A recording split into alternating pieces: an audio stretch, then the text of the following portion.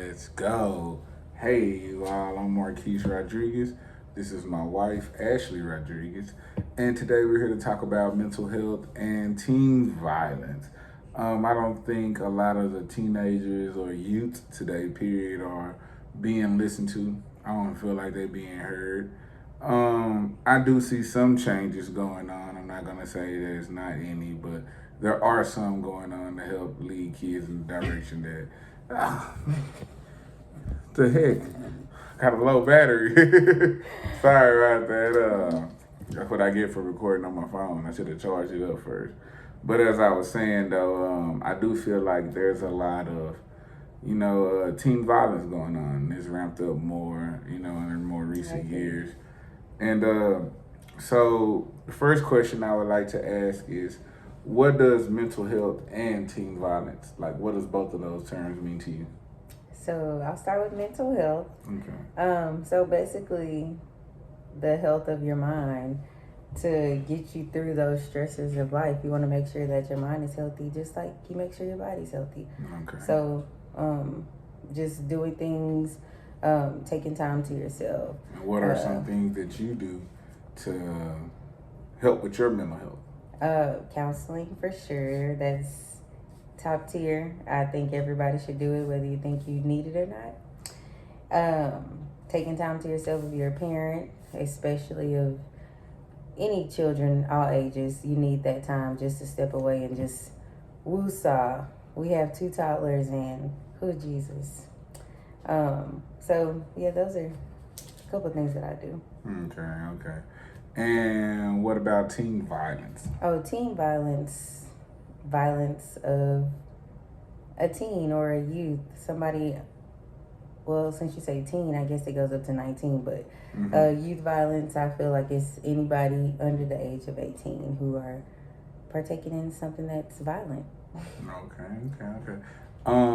Well, to me, mental health, it basically means like taking care of your mental, like your brain, your heart, your physical well-being, because all that to me plays into the mental part as well. I feel like social media nowadays with the teens, it plays a big role in how teens see themselves or how they view themselves, should I say.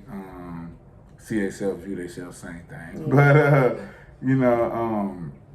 and I think that play a big role in today's kids' life versus when we were teens. We didn't really have, well, I didn't, that didn't come, well, I mean, yeah, I guess we did, didn't we? What was that, 2006, 2010? We had social media, but it wasn't like it was today. Oh, no.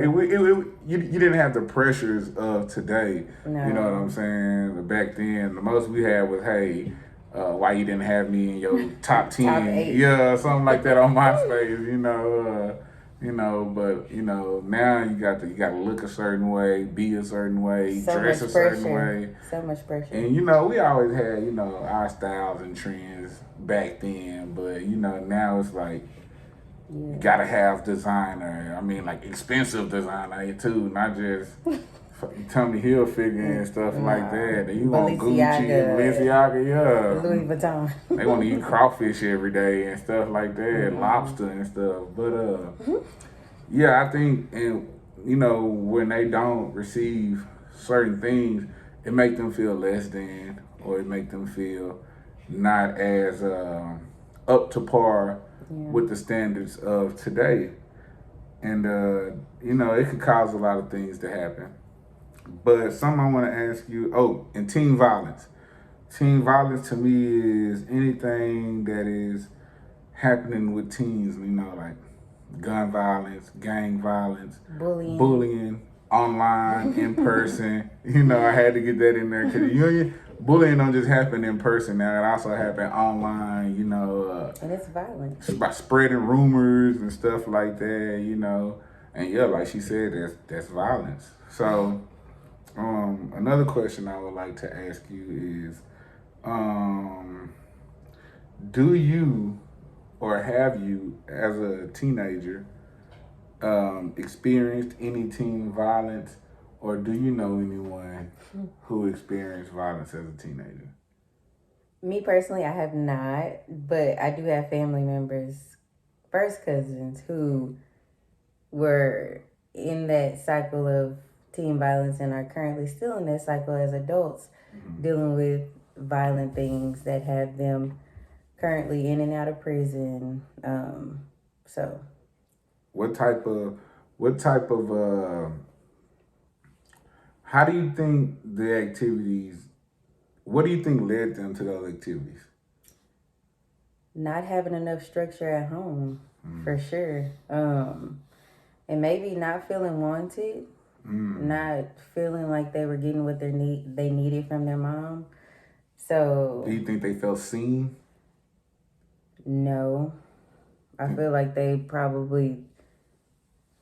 mom kind of just did her own thing and then let them do their own thing, so they went to where they could feel loved, which was the streets. Which was the streets. Okay. And so, since they felt that way, they only felt like they felt love in the streets.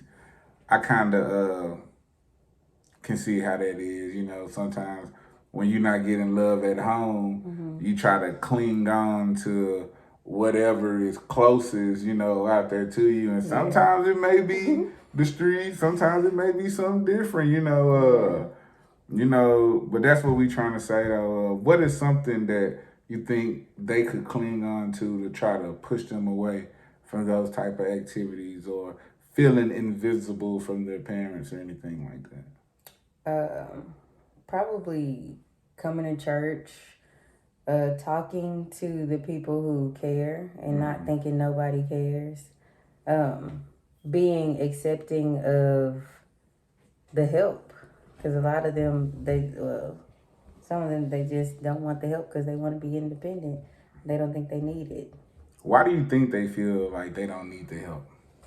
Because they probably feel like you didn't see me when I was going through all of this. You didn't see me when I was down and sad. So why do I need your help now? So do you feel like just like there's a stigma with adults and mental health, like going to counseling and stuff like that, do you think teenagers may feel the same way? For sure. For sure. For sure. And why do you think that?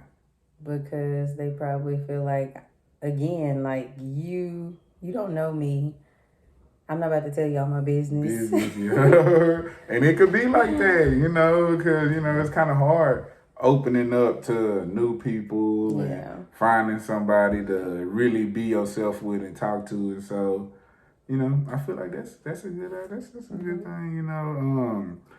Why do you think a teenager would want to better their mental health if they were in a predicament like this? Because it doesn't feel good. As much as they try to be in the gangs or do whatever that's making them feel good in the moment, in the back of their head, I'm pretty sure they don't want to do that. Yeah. In the back of their head, they want to be outstanding, outstanding gentlemen, citizens.